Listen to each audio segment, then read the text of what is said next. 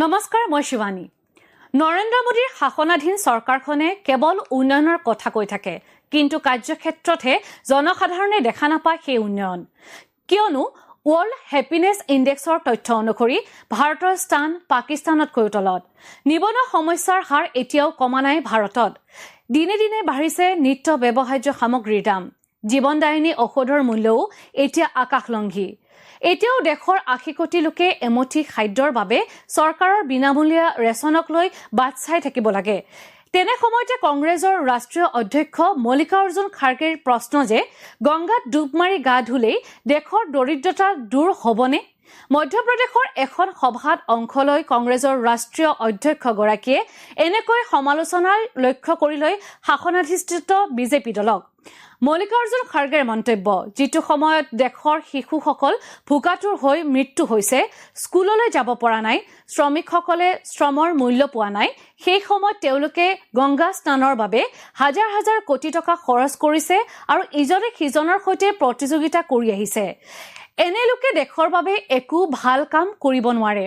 উল্লেখযোগ্য যে উত্তৰ প্ৰদেশৰ প্ৰয়াগৰাজত অনুষ্ঠিত হৈ থকা কুম্ভ মেলাত শেহতীয়াকৈ দেশৰ কেন্দ্ৰীয় গৃহমন্ত্ৰী অমিত শ্বাহে গংগা স্নান কৰে।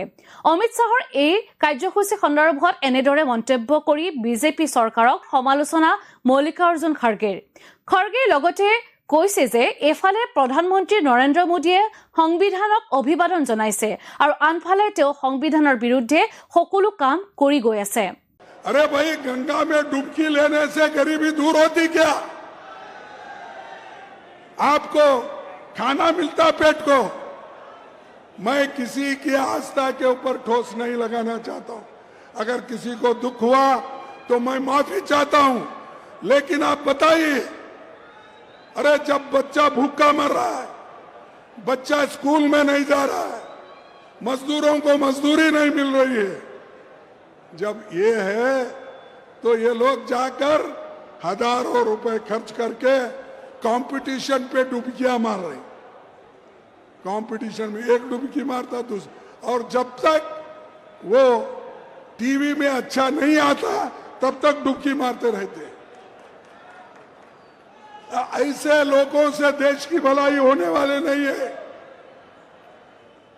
हमारी आस्था भगवान में है, कर सकते हैं, हर एक को आजादी है। तुम रोज पूजा करते हो, घर में हर आदमी हर महिला पूजा करके बाहर निकलती है, कोई एतराज नहीं है। हमको एतराज है गरीबों का जो शोषण हो रहा है धर्म के नाम पर, उनके खिलाफ हमको लड़ना है। অমিত শ্বাহে গংগা স্নান কৰাৰ পাছত বিজেপিয়ে কটাক্ষ কৰিছিল যে কুম্ভ মেলালৈ কংগ্ৰেছৰ নেতাসকল কিয় যোৱা নাই।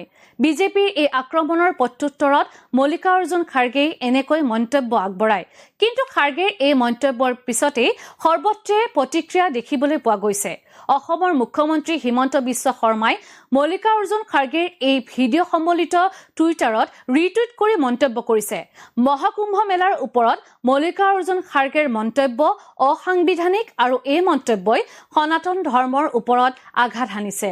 লগতে কংগ্ৰেছৰ 2001 চনত সোনিয়া গান্ধীয়ে কুম্ভ মেলাত স্নান কৰাৰ কথাও মনত পেলাই দিছে মুখ্যমন্ত্ৰীগৰাকীয়ে।